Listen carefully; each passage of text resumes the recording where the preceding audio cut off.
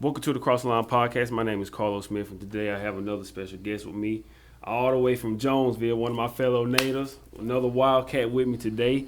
Y'all may know him as the Plug. We called him Gump, but he is the founder of the Plug Cafe. Right now I have with me Mr. Jabryant Barber. Gump, what's going on? What's up with you, man? How y'all doing out there? Can't complain, man. I appreciate you. Just let me tell you, first of all, man, I'm happy to have you on. I think you might be the first person from the Ville to come on with me, I believe. I'm trying to think. I think you might be.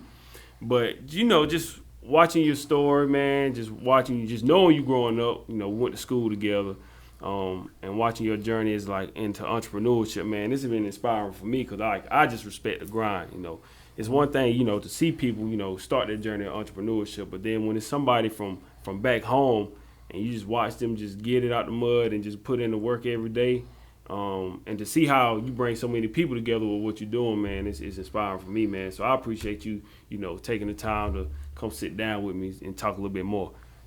All right. So kind of starting out, though, for people that don't know you, how would you describe yourself, like the Plug, the Jabryant Barber? How would you describe yourself? Far as for myself, I say I'm a giver.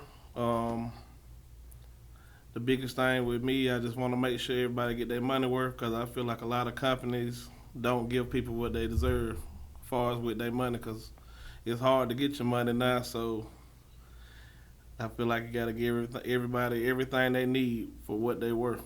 Mm-hmm. So we from a small town, from Jonesville, South Carolina. People that don't know, I know a lot of people, when I tell them I'm from Jonesville, they be like, what is it? Like a little small town. Or if you say anything about Union, they'll say, oh, Susan Smith or something like that, something right. related to it. How would you describe Jonesville for people that don't know it? It's just a small country town. Everybody family. Even if they ain't family, we still consider each other family. We got everybody back. Yep. Everybody know everybody. And I always tell people we only have about, 3 lights in our town? Yeah, in the whole town. We got, Fastfield, right there by the mini mart, and then the other one right there by the high school. Yep. So those are only 3 lights that we have in the whole entire town, man. But like I said, I love it because it's home for me. It's home for you too. Right. There's nothing like it. But it's always like, even wherever I travel, when people ask me, I'm always saying like I'm from Jonesville. I don't say Union, I say Jonesville. Yeah, it's a difference. It definitely is a difference, man. And people get mad when we say that, but like Union, Jonesville, same thing. Nah, it's like it's totally different, man. It's 2 different places. But for you, how would you describe like your childhood from Jonesville? Living out in Kelton, like, and that's the country, definitely the country. Like, how would you describe your childhood growing up? Well, I was a spoiled kid. I can't say my dad, he worked 24/7. My mom took care of the home.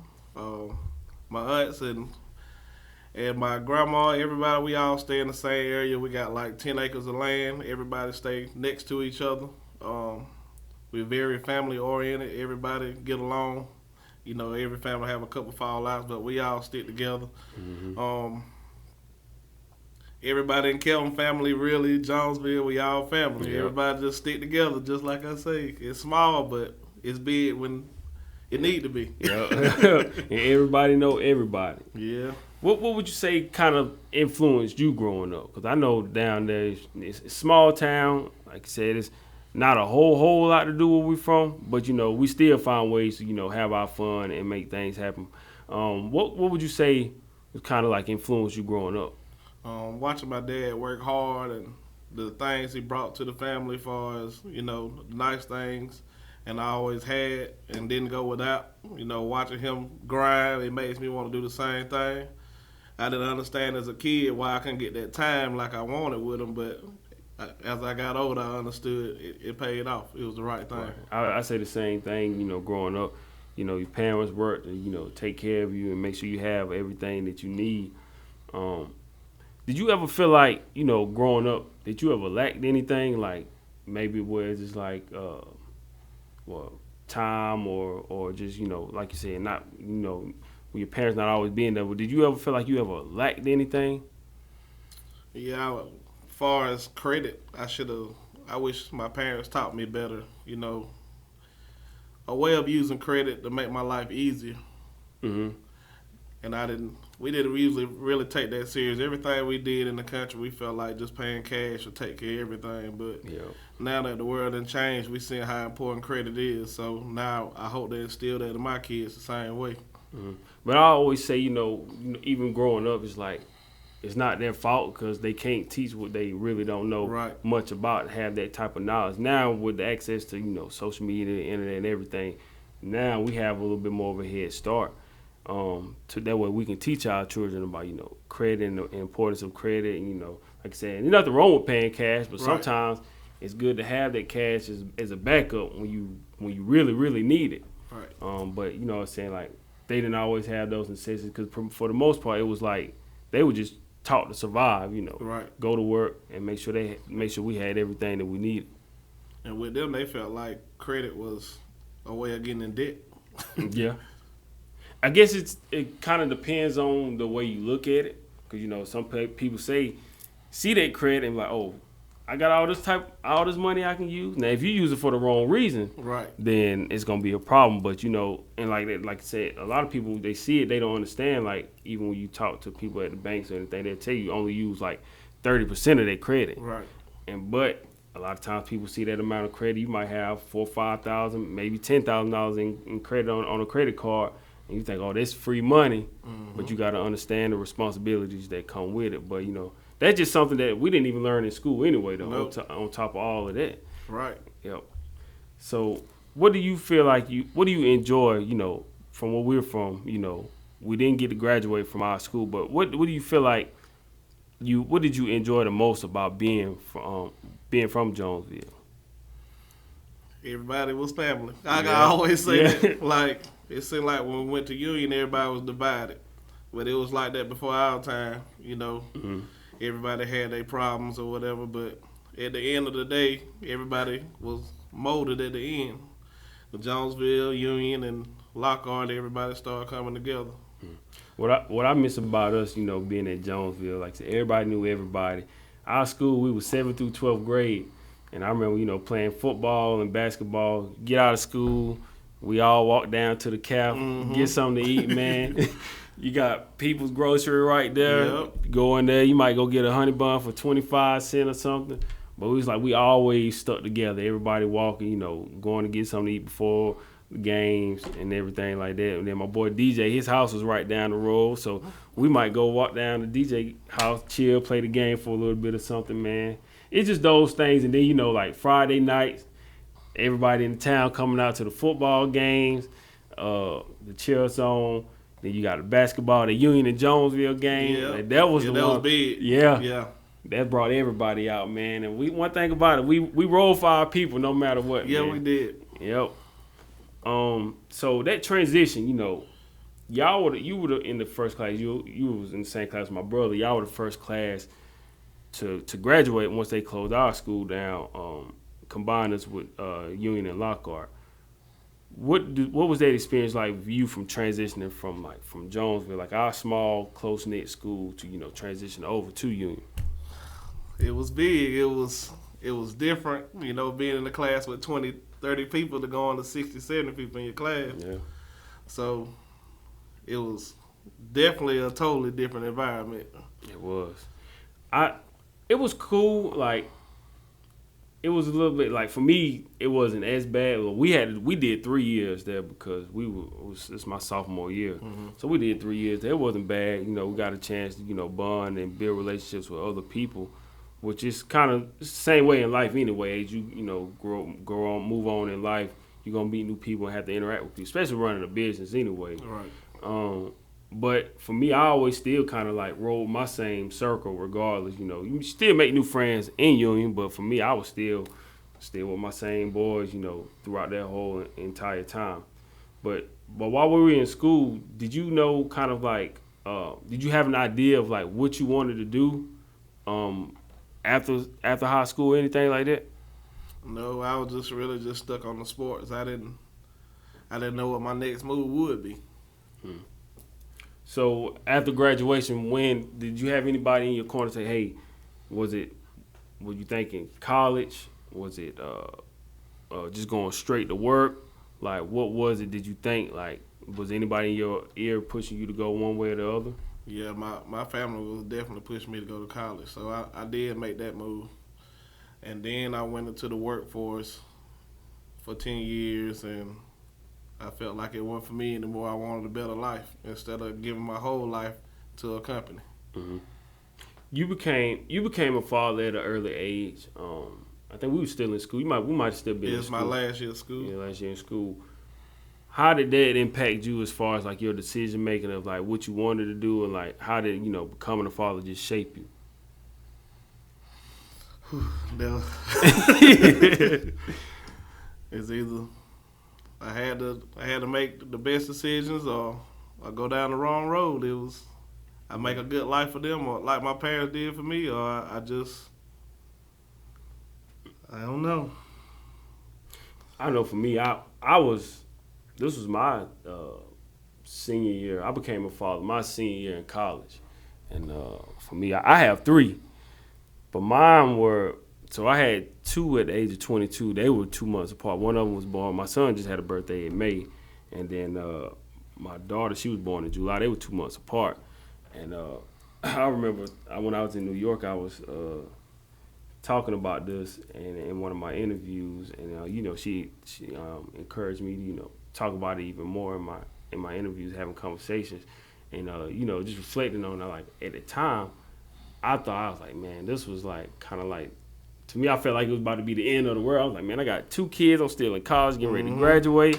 I was like, how am I gonna make it? But thankfully, I have a support system that they really help, kind of make that transition easier for me.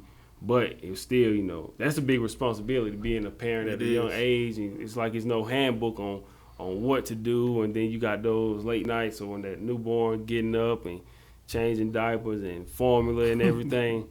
It's a lot that comes with that. So it can be a tough transition. But at the same time, it's a blessing in disguise It is because now time going by. My oldest is 9 now. How old is your oldest? 15. 15. Man, so look at how fast the time go by, Yeah, man. man. So now they get a chance. Your kids get a chance to see you grow up, and they get a chance to see you work and do the type of work that you do. So what kind of work ethic do you try to instill in your children now that they see they see you working 9 to 5, and now they see you as a business owner? Like what kind of work ethic do you try to instill in them?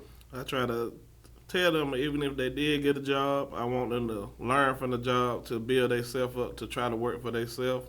I know everybody can't do that, but I just want them to have an easier path. I try to set it up for them to have an easier path in life, but if it don't happen that way, I'm still gonna try to make that happen. Right. Did you have like a mentor or somebody that you looked up to, growing up that kind of like instilled some things into you? Yeah, I would say my mother, because she never quit. Even when her back was against the wall, she always made things happen for me. Hmm. I remember I used to always see your mom down at Manhattan with my son. He was when he was at Manhattan when he was younger. I used to see your mom out there all the time then and just speaking. You could tell she just loves, being around Yeah, kids she and doing loves something. kids. Yeah. Always, active in the community. Just helping everybody out. So I definitely appreciate your mom for always looking out for mine as well when he was at Manhattan.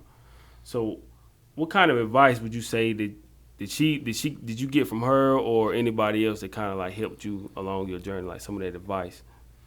Well, she just really just told me if I want to do something, I just got to make it count. I need to do something that everybody like. I need to always try to do something positive and don't try to be like my friends and don't go down the wrong path because that ain't gonna take care of these kids. I gotta do everything the right way to make sure they always have. Hmm. So after high school, you say you went to went to school for a little bit. You got into the job force. What kind of jobs did you work in the past, and what kind of work experience did you have? I worked with Dollar General Distribution in Jonesville. I worked there for 2 years, and then I went to Lear Corporation. I worked there for 10 years.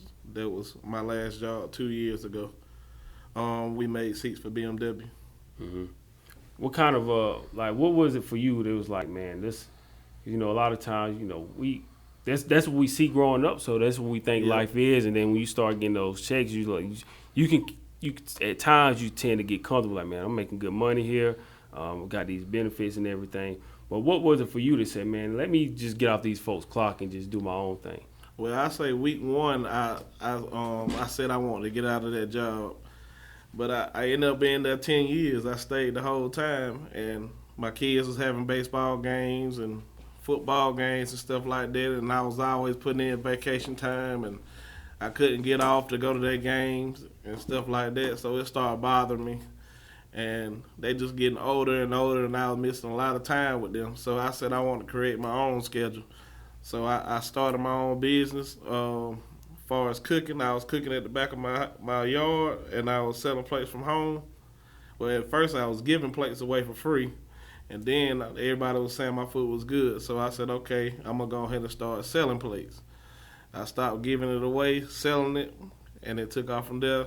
And then people was calling me while I was on the job. They're like, you cooking today? I was like, I got to make a decision. It's going to be one of the two. So I went with the cooking, and I got to spend time with my kids and cook. And it worked out fine. Talk about that feeling of, being at a job. Like we was talking about it earlier before we started the interview, it's something, I mean, of course there's nothing wrong with having a job because a lot of people that's going to support you, they work traditional 9 to 5. They going to help, and they have bills to pay. And it pays everybody's bills. But talk about that feeling, working a 9 to 5, and like you said, you having to ask for that time off, not necessarily always getting that time and missing events because you have to go to work, of course, to take care of your kids. But talk about that feeling of like what that did to you as far as impacting your decision. Just take that leap of faith. Basically, I was big on freedom. It wasn't about the money anymore.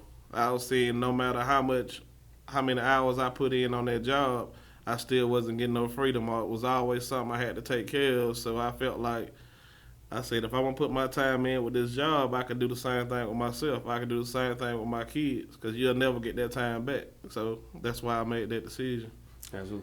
What made you stick with cooking? Because like you said, we seen you. We grew up in the same area. Like you said, you were cooking. I seen the times where you may have sold clothes, washed cars, everything. But what was it that made you stick to really get into cooking on the grill? Well, at first I didn't have a passion for it. I was just doing it for the money. But after a while, I just fell in love with it, and I was seeing the smile that I was bringing to people's face, and I see I could feed the homeless, and I could do that on a daily, and it wouldn't hurt me. It was just the people made me want to continue to do the things that I was doing because it wasn't about the money anymore. Everything else with the clothes and the shoes and washing cars, stuff like that, it was all about the money. But with this, I can just go back out the next day and keep going. It don't matter if I make the money or not, and I can impact the child or somebody older and make them want to make a decision if they want to step out on faith to do their own thing or be like me. Absolutely. You never know, just something simple as, a plate of food. Like you said, everybody got to eat. Somebody's going to want something to eat every day, so it's a perfect business. And like you said, the impact that you're making with families, with strangers that don't even know you, like you said, you can always put a smile on their face. I want to ask you, I saw a post that you had not long ago, and you kind of alluded to earlier, to kind of paraphrasing a little bit. It said, the same energy you put into your job, put into your business. Every day is a risk. You can get it all today and lose it tomorrow. You can walk in your job and they shut down. Everything is a risk. Don't be scared. It's self-explanatory, but a lot of people are afraid to take their risk and go out there and do something they love to do. Like they have a job, but they want to go do something that they're really passionate about. Talk about that quote that you put online. Well, as far as that, I feel like if you're materialistic, you're not going to make it. You got to be able to sacrifice. You got to sacrifice a lot of things and not have nice things at the beginning until you can be able to afford the nice things more than one time. As you hear, a lot of people always say, if you can't buy it twice, you don't need it at all. Mm-hmm. And I really agree with that. You got to treat your business like your job. You got to be on time, and that's something I used to didn't do. But you got to be on time. You got to really want to do it to be successful. People got to see it in your eyes. They got to always see it in their face for your business to get where it need to be. Because if not, you're going to fail. Absolutely. But you can't be scared to fail because you can fail on the job. Exactly. You can walk in tomorrow after your 10 years and they say, we shutting down. What you going to do? Just like that. Just like that. It happens. Yep. And I seen years ago, Dame Dash was he was on a speaking panel. Somebody was interviewing him or something, and he was saying something along the lines of, people always think that having a job is safe, but how is it safe if you can be fired? And I mean, he made a great point. He's like you said, nothing is ever guaranteed, nothing is safe. So at the same time, like, if all this stuff is gonna go away anyway, why not, invest in yourself and try to take that chance, Right. and do what you really want to do. When you spoke about sacrifices though, what would you say is like some things you had to sacrifice or give up to get to where you are right now? One thing I had to do, I had my own place. I had to let that go, and to go stay back with my grandmama. The nice cars, I always like to have a nice car, rims and stuff like that. I couldn't do that no more. The Jordans, the nice clothes, I had to let all that go and just invest everything into my business to get it where it's at. And it's working. Yeah. Man, that's. I remember talking to Julius about that as well because he, like you said, at one point he had a job, he had a business, and he quit that job to work his business. When things didn't work out, when the pandemic hit, he had to go back to get another job, and then he had to swallow his pride and do what he had to do just to make it through those times.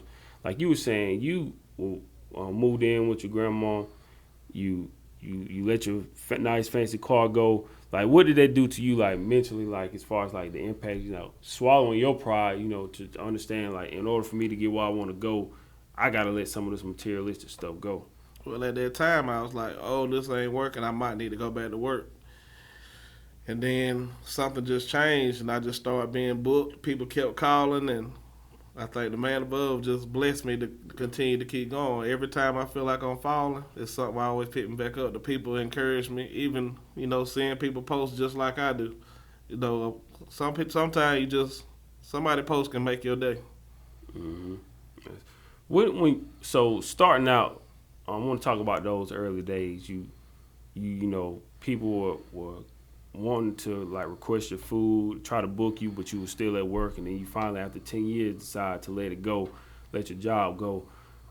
What was like the beginning stage of what you were doing, like cooking on the grill? Like, what was those early days like? I work Monday through Friday, and I just cook Saturdays and Sundays. It was just a weekend thing. It was my side job.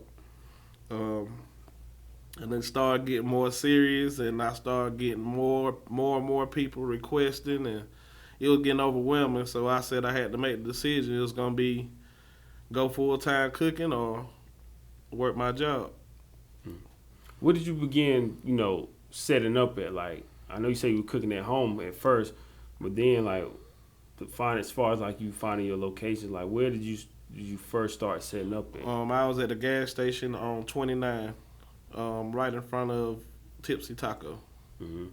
And then how do you find your other locations? You go in, talk to them, because a lot of times, like for me, just using my example, when I started doing interviews, I would just like local interviews. I would just walk into like different businesses and tell them what I'm doing, ask them would they be willing, come on and share their story. This is just free game for anybody that's got a podcast Right. and want to do interviews or whatever you want to do in general. But I would just walk into these different places and say, hey, tell them who I am. This is what I'm doing. Not even asking, no money involved or nothing. Just, would you be interested in sharing your story? So that's why I started out locally, and then I began to, expand and start traveling outside the state. So for you, how did you go about, you started at a gas station, but now we see that you move around to different places in the red area and just all over. What did you do to, as far as like, get those To different expand different places. Yeah. Well, when I was in Greer, I was doing really great, and it got bad. I hate to say it, but a lot of businesses around me, they got me shut down after a year and a half. So I was just about to continue, just give the business up completely. I made a post People were devastated about it.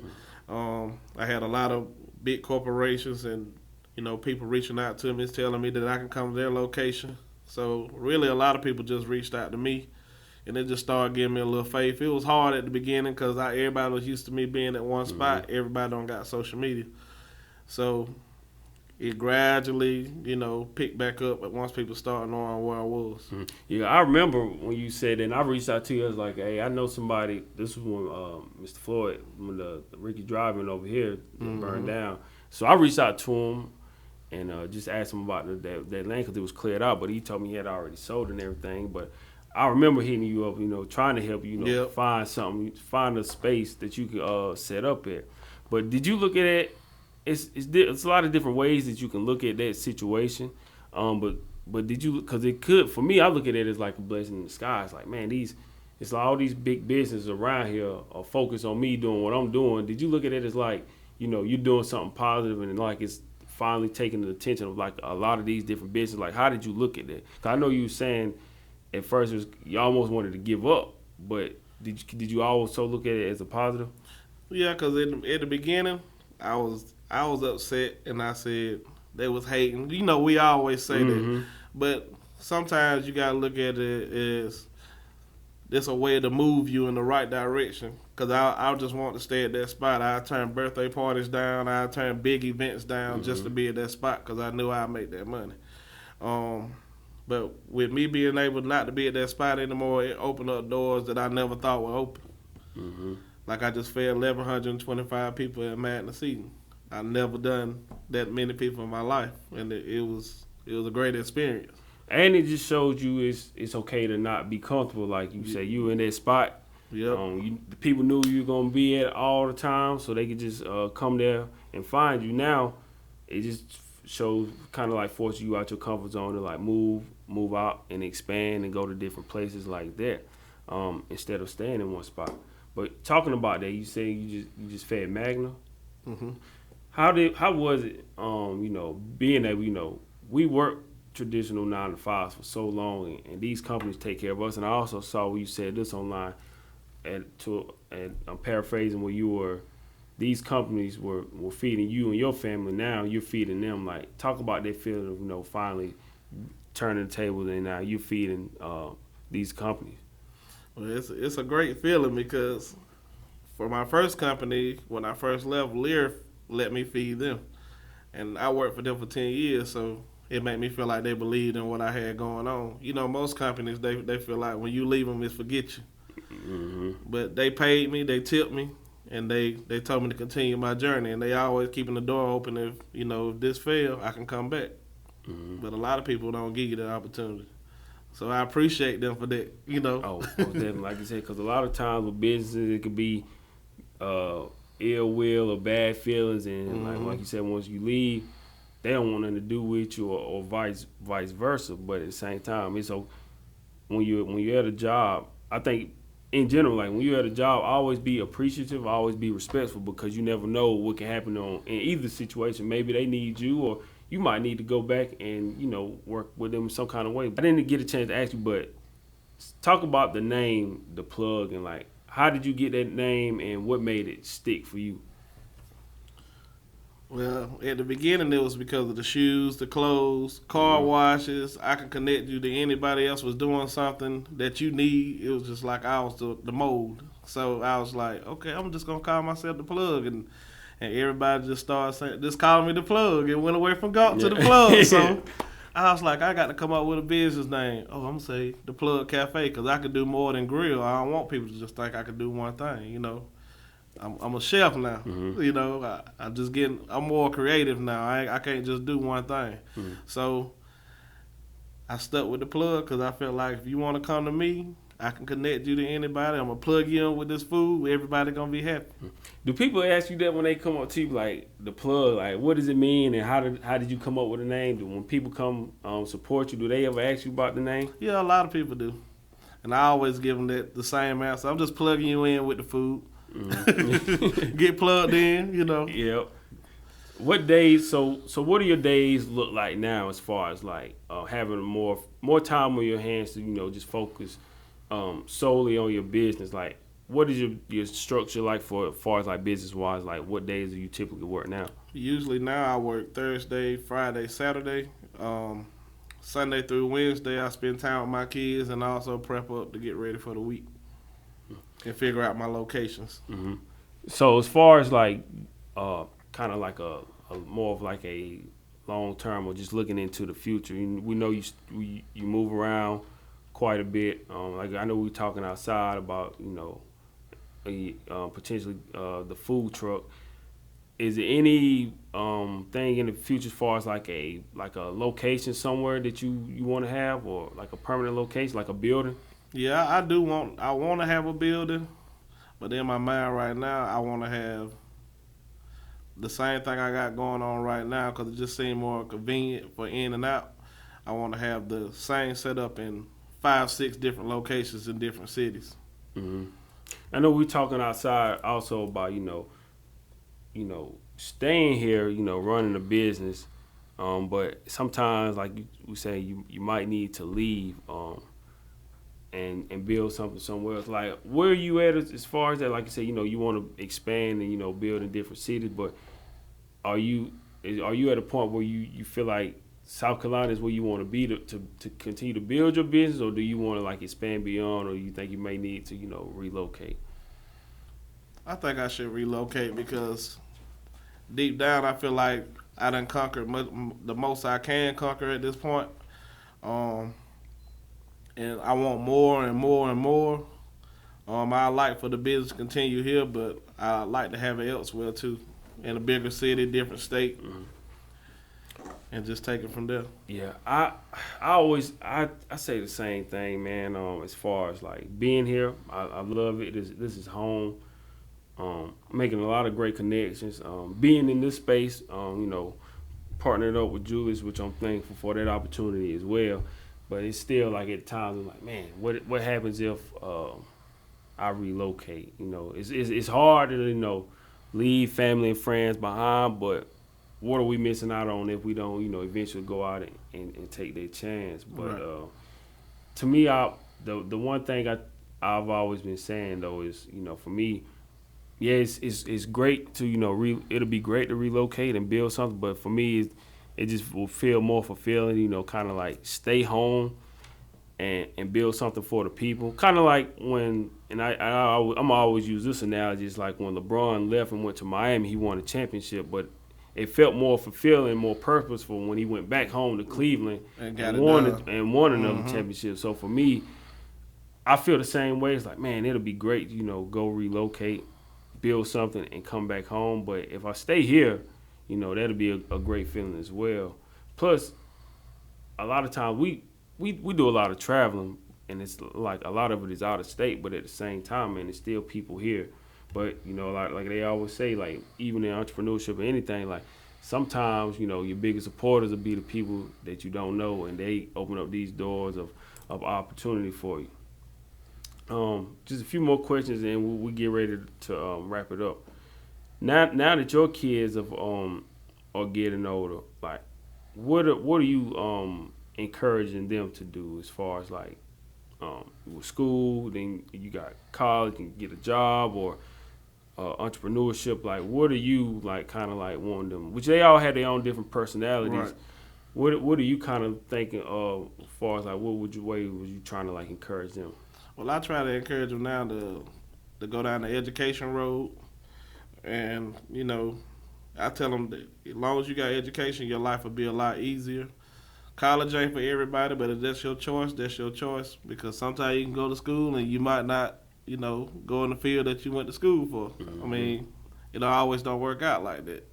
Some people might have a bachelor's degree and be working at McDonald's. It happens that way. It's real. That's how the world's set up. It's who you know. It's sad to say because some people might not know what you know, but they might get the job and you don't. Mm-hmm. But I just always tell them, keep your head on swivel and, do the right things in life and just stay in them books because it'll get you a long way in life. I didn't get to ask. I meant to ask you this earlier when we were talking about being from Jonesville back home.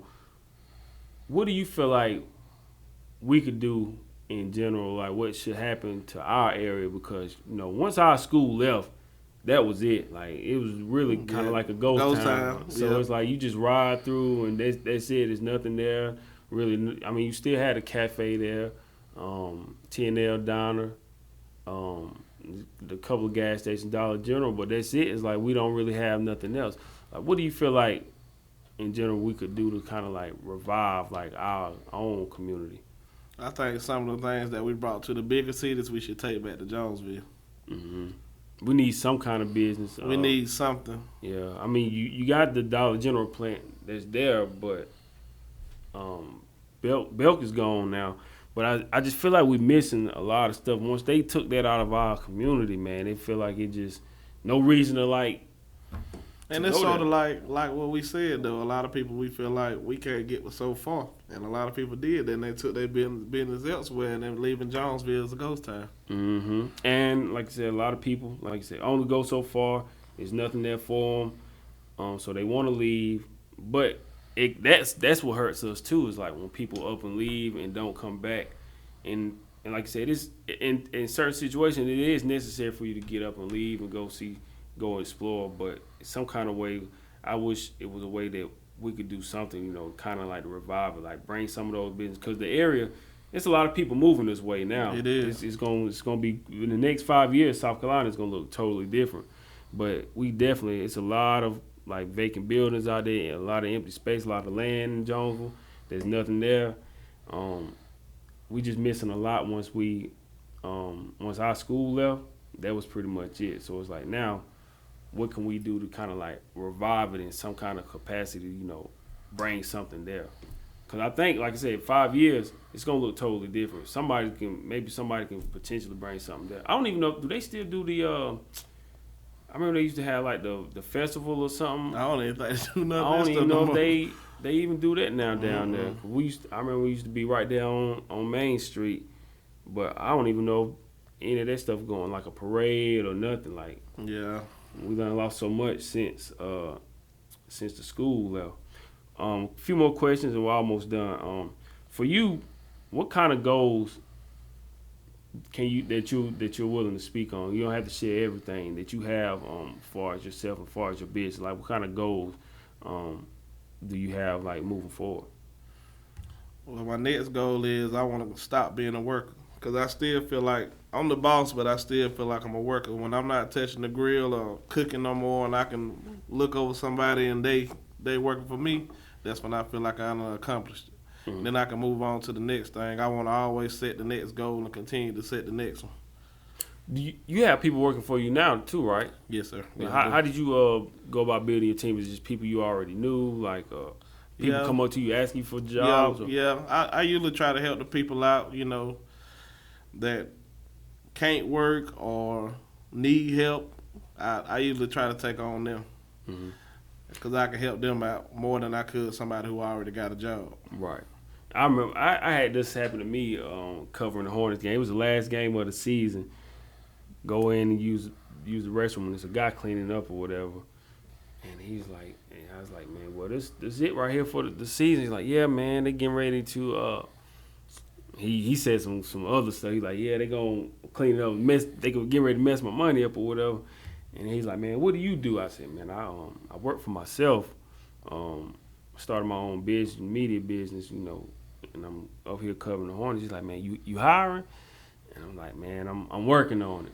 So I wish I could give him an answer like, yeah, man, you just put in an application or something, and then I'll get back to you. So I'm still in that process, but it's happened more times over the past few months where people ask me, am I hiring, or they'll send somebody to me that's working in this particular field that ask for like advice or some kind of help. So to me, I take that as a sign from God. It's like, man, all right, I'm doing this, so now I need to continue to go and expand, because now people are gonna be looking for me for like opportunities, and I want to be in a position, like you said, to be able to like give back to them and help other people, and whatever they're doing, just kind of like get in the field, get that knowledge and experience.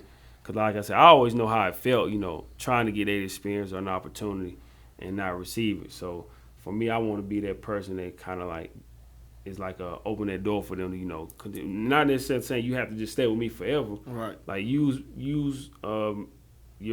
me as an experience to like learn and build your own opportunity the same way that I did.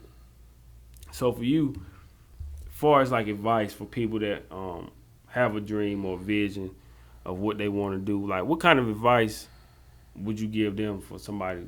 Maybe it is entrepreneurship or maybe it's not, but what advice somebody has this big dream that they want to achieve? Like, what advice would you give them? Well, the biggest thing that like what I put in my head, don't be scared to try because you never know until you try. You can't be scared to fail because you can't never get it correct if you never fail. So sometimes you got to take the downs to get the up. Absolutely. Did you feel like one of your lowest points, letting everything go, move in, would you feel like that was like a like one of your lowest points for you? It was. It was one of my breaking points. Mm-hmm. So what did you tell yourself in that moment? It's like, all right, my back is against the wall. This is it. Like, what did you kind of like stuff that were you telling yourself in those situations? I just put myself in a dark room and just thought to myself, like, am I gonna give up or am I gonna keep fighting? Because I know the people looking at me and they don't want me to quit. So it's not meaning that I failed if I did go back to work, but in my mind, I just want to continue to do what I've been doing because I knew that I made it before, so I know I could do it again. Mm-hmm. What does the city of our town of Jonesville and Kelton, does that like mean to you? Even though you're not down there all the time, you have a business to run. What does that our city and our community mean to you? It means a lot because I can interact with people that most people can't. Like different races, I can interact with them because a lot of them was our best friends. Mm-hmm. And a lot of places you go, you can't get that. Mm-hmm. Yeah, I love the town, man. That's why I wanted to ask you, like, how did that feel? Being where we're from. It's a small town. When you go to different places, like bigger cities, it feels like you're in a different world. But it's still good to get out of that bubble and be able to to network with other people. We're getting ready to wrap this up.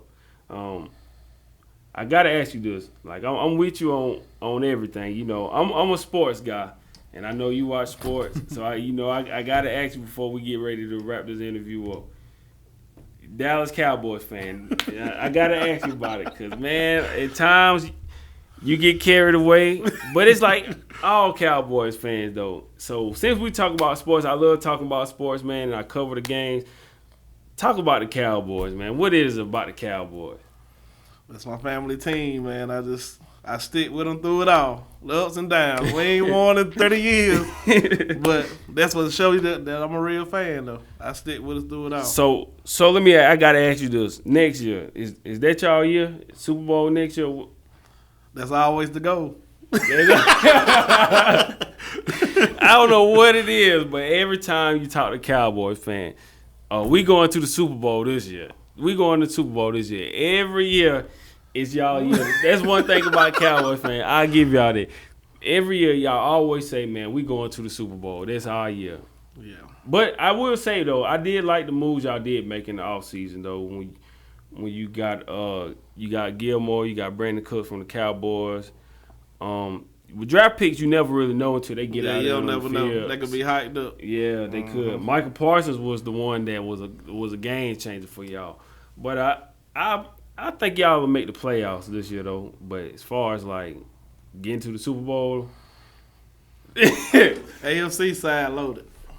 I already know you want to say y'all gonna go. I already know it's you want to say it. I do with the AFC loaded though. But they got every good quarterback over there. Yeah, the AFC. Yeah, I'm a Ravens fan, man. That's my team.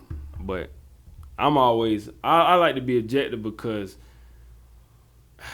it's tough. Plus, like our offense, Lamar didn't really have any weapons. Yep, y'all still need some. And we got Odell, but he ain't played. It's going on almost a year and a half, 2 years. So we don't know what he got left. Then we drafted a receiver, but our receivers never really pan out when we drafted. We're better at like going to just sign like a veteran. Yeah. Mm-hmm. But main thing is I've been telling people like, look, I've been a lifelong Raven fan. We don't get Lamar, I'm out. I'm like, I'm done. That's it. Nah, well, y'all been signing him now. Because you know how hard it is to find a quarterback and they really be good, man. Like MVPs don't just grow on trees. Like Lamar won the MVP his second year in the league. So I was like, man, we don't take care of Lamar. Like, who else are you going to get out here? Because I know y'all would rather take Lamar over Dak. I would. And I'm a Dak fan. And I think Dak, he's good enough, though, to, I think, get y'all there. I just feel like they don't let him open the offense up like they did his first year when he came in. He used to run it. He used to run a little bit. They don't let him do none of that no more. Might be because of that ankle injury he had, too. But I think now, with Zeke gone, you got Tony Pollard coming off an ankle injury. It's going to probably be in his hands even more now. That problem was he was just turning the ball over. Yeah, he did. Like, y'all really could have beat San Francisco. Yeah. But I think he was still hurt, though. Who? I think Dak really was still hurt from when he broke the thumb. I think they rushed him back because Rush was Cooper playing Rush good. was winning, yeah. but man, Dak he's better than Cooper Rush though. So it just. But they were hyping it up though. That's yeah, all they take. was, yeah. Especially when, but you know, this man making this type of money, you gonna put him back in because you ain't just paying nobody whatever $100 million or whatever just to sit on the bench. So regardless, he gonna get back in the game as soon as he get ready. But you know they can cause some friction or whatever. You see somebody winning like that, and you over there on the bench not even playing. So Dak probably ready to get back out. His problem just like the turnovers. Really. Yeah, he had a bad year with that. But the defense was solid. Yeah, y'all. The defense held their own to try to like win that game for y'all. But I just had to ask you about them Cowboys before we get out of here, though, man, because when the season start, I already know y'all gonna get carried away again. Oh yeah, we got to. The first game of the season. Don't let y'all win the first game. Oh, that's it right there. Oh, we going. We're ready to be in Charlotte this year. Oh, they do play. Oh yeah, I think the official schedule come out tomorrow, I believe. Yeah.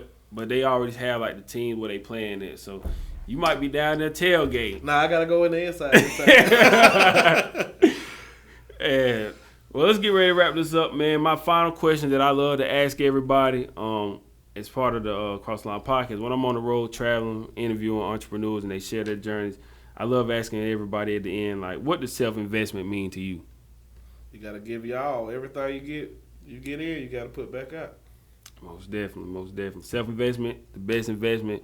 Like I said, like you've been saying all interview, don't be afraid to bet on yourself. Always pursue your goals. It's not going to be easy, but you got to pick your head up and keep going. So, Gump, the plug, I appreciate you for coming on, man. Before we get out of here, can you tell everybody how to find you?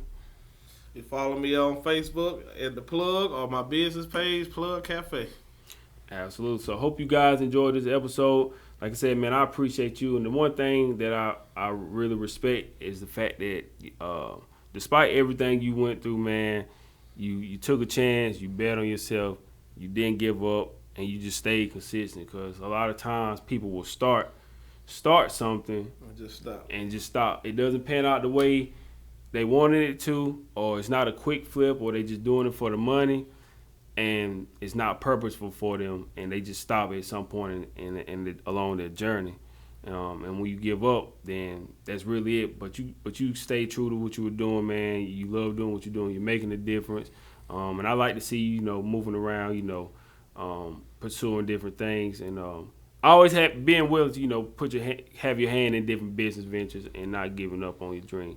So hopefully everybody enjoyed this episode. Gump, I appreciate you again, man. I appreciate y'all. Absolutely. So hopefully everybody enjoyed this episode of the Cross the Line podcast. Till next time, keep chasing your dreams. Thank you for listening. And my name is Jabryant Barber, the owner of Plug Cafe, and I need y'all to tune in to the Cross Line podcast.